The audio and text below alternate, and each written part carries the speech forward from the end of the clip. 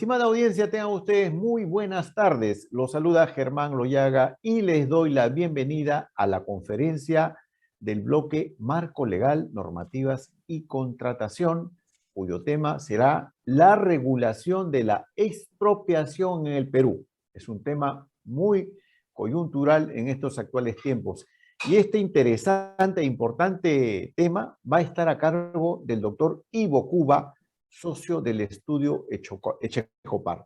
Les comento que el doctor Ivo Cuba es, como he dicho, socio del área de soluciones de controversias del estudio Echecopar, es profesor de Derecho Procesal en las facultades de Derecho de la Pontificia Universidad Católica del Perú y la Universidad del Pacífico.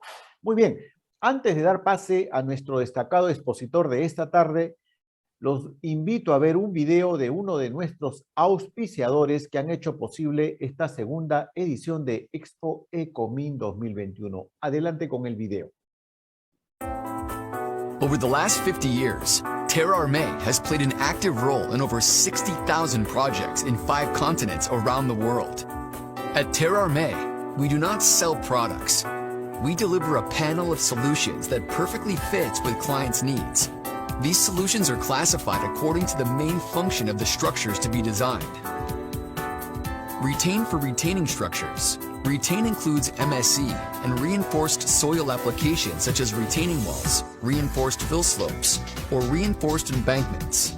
Whatever the kind of facing or the kind of reinforcement required, Retain includes in particular reinforced earth and TerraLink, and our precast retaining wall systems, T-Wall and TechWall. Protect brings together constructive solutions for rockfalls and avalanche protection, landslides protection, erosion protection, waves and floods protection, and industrial risks protection, with the ambition to address slope management, river and floodplain management, and shoreline management issues for our customers. The 3 Terra Armé business lines have been developed to provide our clients with the most appropriate responses, not only in the road and motorway market, but also in all of our diversified market segments. If you're looking for expertise and experience for your project, let's contact our local experts.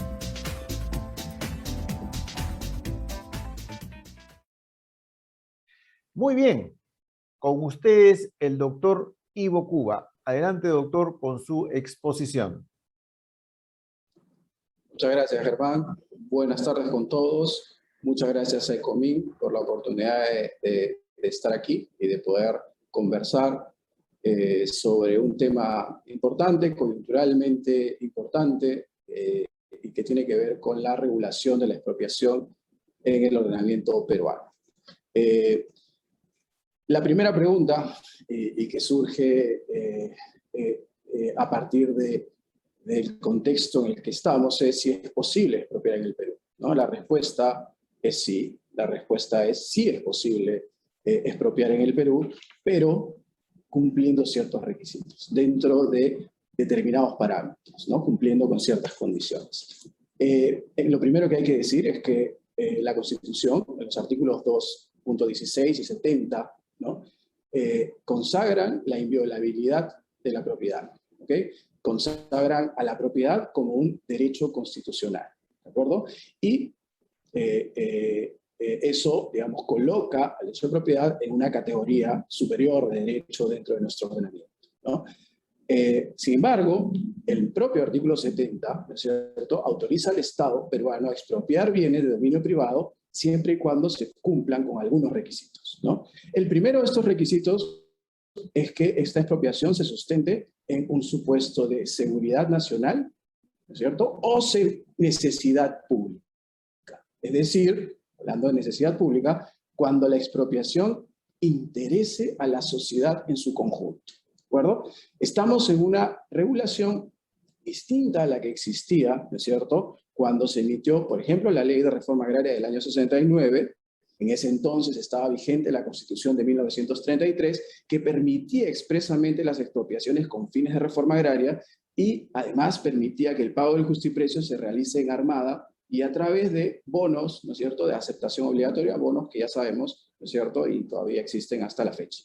Entonces, el primer requisito es que exista una necesidad pública o existe un supuesto de seguridad nacional. En segundo lugar, lo que establece nuestra Constitución es que la expropiación tiene que haber sido autorizada por ley, ¿de acuerdo? Vamos a hablar más adelante de cuáles son el alcance de esta disposición constitucional. Y en tercer lugar, establece que se pague al expropiado una indemnización justipreciada en efectivo que incluya la compensación por los perjuicios sufridos como consecuencia de la expropiación.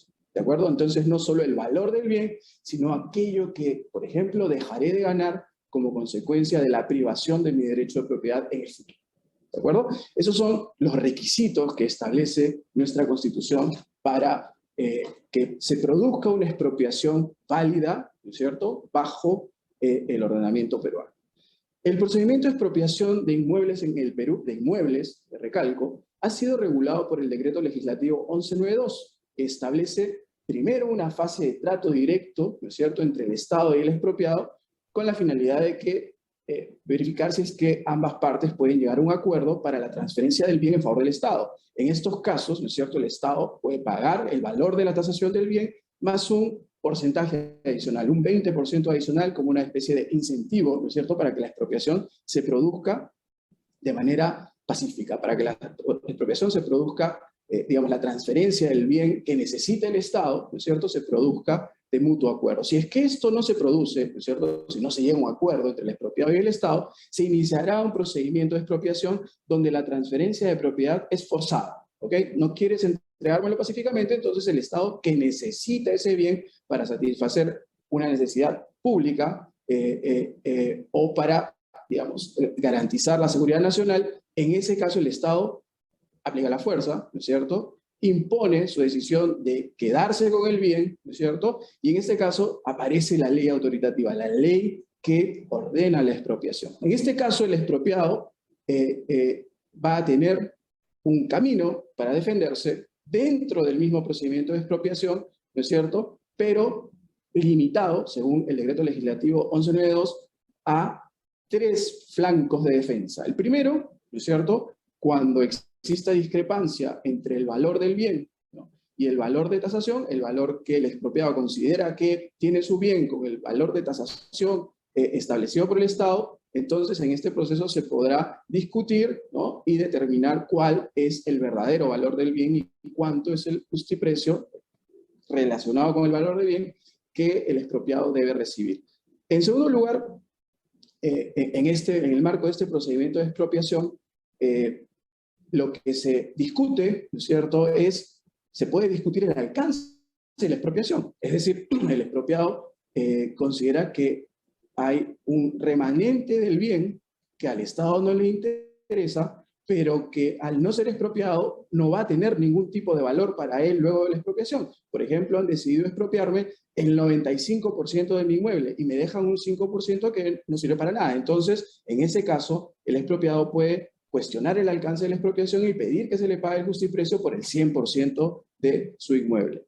Y existe alguna posibilidad también de generarse una controversia vinculada a un tema de duplicidad de partidas, es decir, la no identificación adecuada del bien que va a ser objeto de expropiación. Lo que debe quedar claro es que en el marco de este proceso de expropiación, que puede ser judicial o puede ser arbitral si el Estado lo acepta, en el marco de este proceso de expropiación no puede el expropiado cuestionar la decisión de expropiar. Lo que no puede hacer el expropiado es oponerse, ¿no es cierto?, a la decisión del Estado de expropiar. Eso no quiere decir que el expropiado no tenga una vía específica para cuestionar, ¿no es cierto?, la decisión del Estado de expropiar, si es que esta decisión es inconstitucional, si es que esta decisión es arbitraria, y a ello nos referiremos en unos minutos cuando hablemos de las vías que tiene el expropiado para cuestionar la decisión de expropiar. Ahora, en cuanto al alcance de la expropiación, lo segundo que es importante analizar y comentar es qué tipo de bienes pueden ser expropiados. Como hemos explicado, el Decreto Legislativo 1192 regula la expropiación en el Perú y establece este procedimiento del cual, en resumidas cuentas, les acabo de hablar, ¿no es cierto? Y cuando regula la expropiación, y teniendo en cuenta y teniendo como norte, ¿no?, la existencia de una constitución que establece como requisito que para expropiar exista una necesidad pública. Este decreto legislativo 1192 regula la posibilidad de privar a un privado de su propiedad siempre y cuando lo que se pretenda y busque es desarrollar obras de infraestructura. Obras de infraestructura que calzan dentro de esta idea de beneficio común, de beneficio conjunto para la sociedad. En ese sentido, ¿no es cierto?, el decreto legislativo 1192 se refiere fundamentalmente a inmuebles. Ahora, la pregunta es, ¿solo se puede expropiar inmuebles? Tenemos que regresar entonces a lo que establece el artículo 70. Y el artículo 70 de la Constitución habla únicamente de propiedad. A nadie puede privársele de su propiedad sin hacer distinción entre muebles e inmuebles. ¿Okay? Entonces, lo que ocurre es que si bien se ha desarrollado a través de este decreto legislativo 1192 la posibilidad de expropiar inmuebles, la Constitución no distingue entre expropiación de bienes muebles o inmuebles u otros derechos de propiedad, con lo cual la expropiación de bienes distintos a los inmuebles entra dentro de lo que se conoce como lo constitucionalmente posible. ¿Okay? Es perfectamente posible, sería posible expropiar bienes distintos a los bienes inmuebles. Nada impide entonces que se pueda expropiar este tipo de bienes siempre y cuando se respeten las reglas establecidas en el artículo 70 de la Constitución. Es decir, que se trate de una expropiación sustentada en seguridad nacional o necesidad pública y que además se le pague al expropiado un justiprecio que incluya una indemnización por los daños que pueda haber sufrido como consecuencia de la expropiación. ¿Cuáles son los efectos de la expropiación? Lo primero que se tiene que tener en cuenta es que la expropiación supone un estado de necesidad. ¿Okay? La necesidad pública o seguridad nacional, y por eso es que, decidida la expropiación por el Estado, lo primero que hace el Estado es pagar el justiprecio. Pero al mismo tiempo que paga el justiprecio, ¿no?, lo que hace el Estado es hacerse del bien, porque lo necesita, ¿cierto? Lo que ordena entonces es la inscripción del bien y la toma de posesión del mismo. Esto tiene necesarios efectos, ¿no?, sobre el expropiado, porque va a perder inmediatamente el bien, con independencia de seguir discutiendo respecto de si el justiprecio es el adecuado, o si es que el alcance de la expropiación es el establecido, el que ha establecido la ley de expropiación. El expropiado, a través de una ley sujeta o respetuosa de la Constitución, pierde inmediatamente el bien.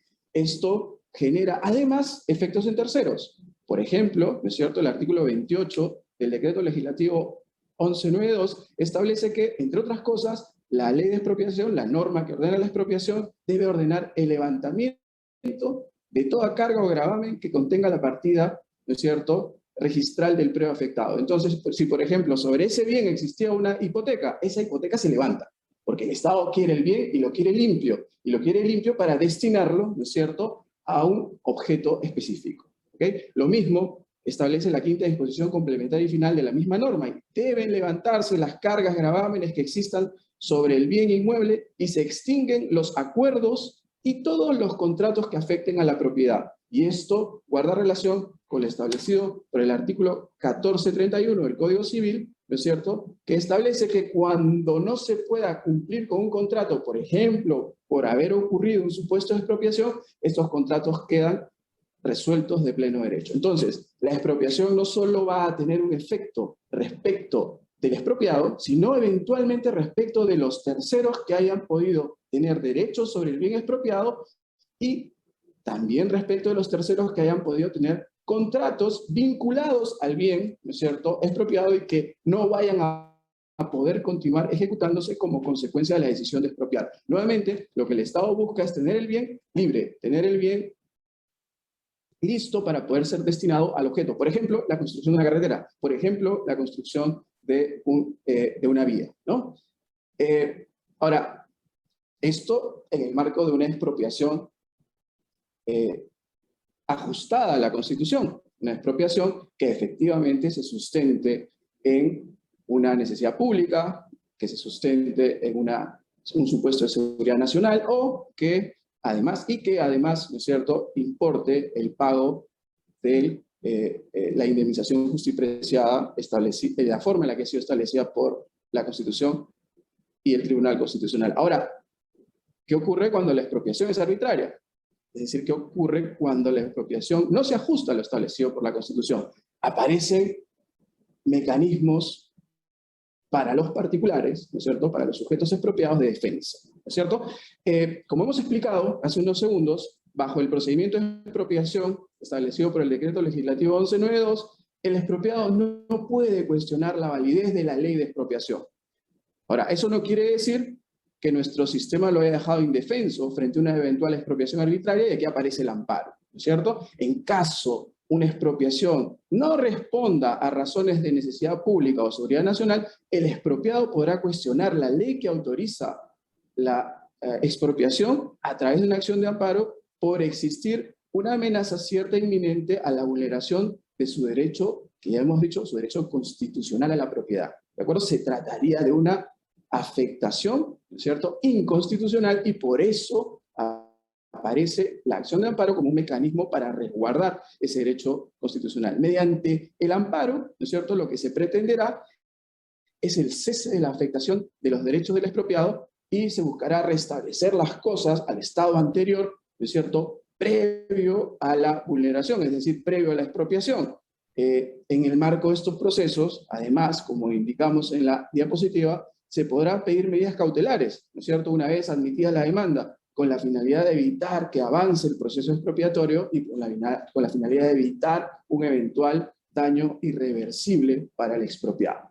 ¿De acuerdo? Pero esas no son las únicas medidas que existen. Estas medidas, la acción de amparo, por ejemplo, es una medida que puede ser planteada en el ámbito local. Existen también instrumentos de protección al inversionista extranjero. Por ejemplo, los tratados de protección a las inversiones, ¿no?, que regulan fundamentalmente la relación entre los inversionistas y el Estado.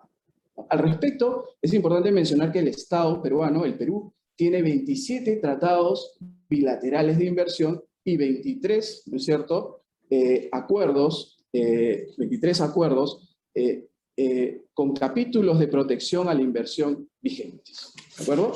Estos tratados otorgan al inversionista, tanto personas naturales como personas jurídicas, una serie de estándares de protección o garantías a sus inversiones realizadas dentro del territorio peruano. Y al mismo tiempo, ¿no es cierto?, no solo un marco de protección, sino también mecanismos de solución distintos a los del Poder Judicial, mecanismos de protección a la solución de controversias, como por ejemplo el sometimiento de controversias a tribunales extranjeros, por ejemplo, el sometimiento de controversias a un tribunal CIADE. ¿De acuerdo? Para esto es importante considerar que el inversionista, la condición de inversionista la otorga, ¿no es cierto?, el hecho de ser una persona natural del país con el que se tiene un tratado, y también podría ocurrir que se trate de una persona jurídica, ¿no es cierto?, una empresa constituida o organizada de conformidad con la legislación del país con el que se tiene el tratado, ¿no es cierto?, y en el que esta empresa tiene a su vez una operación localizada en el Perú o lleve a cabo actividades comerciales dentro de nuestro territorio, y tratándose en este caso de una empresa que es controlada directa o indirectamente por la empresa extranjera. Entonces, en esos casos, ¿no?, existirá la posibilidad de recurrir a un tribunal internacional con la finalidad de cuestionar la decisión de expropiar, con la finalidad de cuestionar la decisión de restringir el derecho constitucional dentro del ordenamiento peruano, el derecho de propiedad, ¿no? Y para eso lo que va a ser necesario es, en cada caso concreto, determinar cuál es el mecanismo más adecuado. Es decir, recurrir a la justicia local, recurrir a la justicia internacional, recurrir a ambas, ¿no es cierto? Esto se tendrá que analizar dependiendo de cada caso concreto y dependiendo de las normas, en este caso los tratados que resulten aplicables al sujeto que pueda haber sido expropiado. Eso es todo por mi lado. He tratado de resumir la regulación que existe en nuestro país de una manera breve y quedo atento a las preguntas que Germán o Andrés pudieran tener respecto del tema. Gracias, doctor. Realmente es un tema coyuntural en estos actuales momentos. Sí, efectivamente tengo un par de preguntas, pero antes quiero invitar a nuestra audiencia al pabellón de los stands y ver lo último en tecnologías de productos y servicios que se está ofreciendo en Expo Ecomin 2021. A ver, ¿el Estado puede retirarse unilateralmente de los tratados o acuerdos bilaterales de inversión en la que usted nos acaba de comentar, doctor? Lo puede hacer, ¿ok? Pero siguiendo ciertos procedimientos, ¿no? El Poder Ejecutivo, para hablar de tratados ejecutivos, a sola firma, ¿no es cierto?, podría retirarse de algunos tratados si estos califican como tratados ejecutivos, es decir, tratados que han sido aprobados, ¿no es cierto?, a los que el Estado peruano entró como consecuencia de la suscripción por parte del inversionista con el Estado peruano y a través del Poder Ejecutivo. Por ejemplo, en estos casos podemos incluir al TLC con Chile, ¿no? Sin embargo, hay otros tratados que no solo han pasado por el Ejecutivo para entrar en vigencia, sino que han requerido de la aprobación del Congreso, ¿no?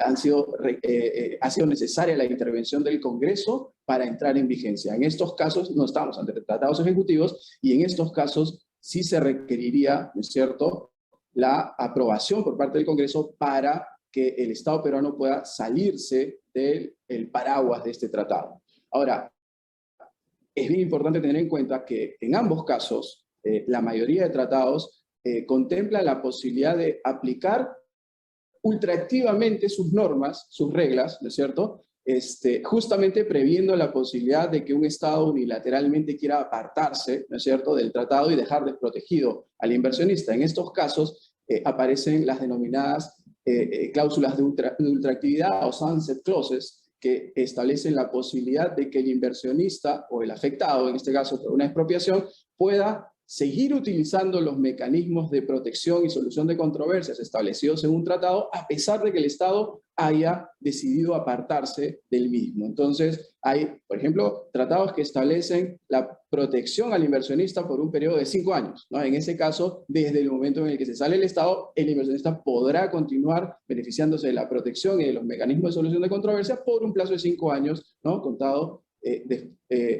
desde el momento en el cual el Estado decide apartarse de ese tratado.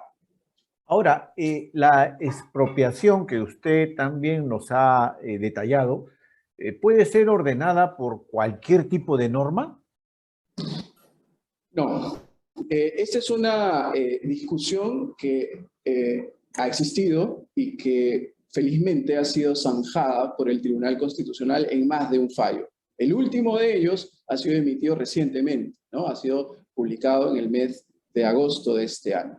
El Tribunal Constitucional ha establecido que uno de los requisitos de la expropiación, bajo el artículo 70 de la Constitución, es la emisión de una ley de expropiación por el Congreso, no cualquier norma, una ley de expropiación por el Congreso. Ha establecido entonces que la potestad expropiatoria está sujeta a una reserva de ley absoluta, así se conoce.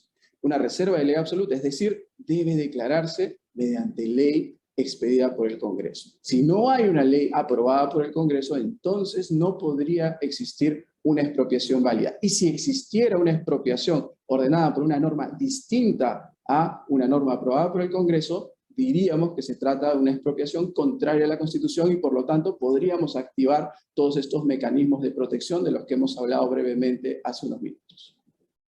La verdad que muy interesante lo que usted nos ha detallado y nos ha explicado en un tema tan coyuntural como el que es la expropiación. Sin embargo, el tiempo nos ha quedado corto, doctor. Queremos agradecerle de sobremanera por esta brillante exposición y que clarifique este tema de la expropiación y por su participación, y damos por concluida pues esta conferencia que usted nos ha dado, agradeciéndole nuevamente a usted y sobre todo a nuestra audiencia e invitándolos a seguir con el programa de Expo Ecomin 2021. Muchas gracias y será hasta una nueva oportunidad. Muchas gracias a usted, Germán. Muchas gracias y a disposición para lo que necesiten. Gracias.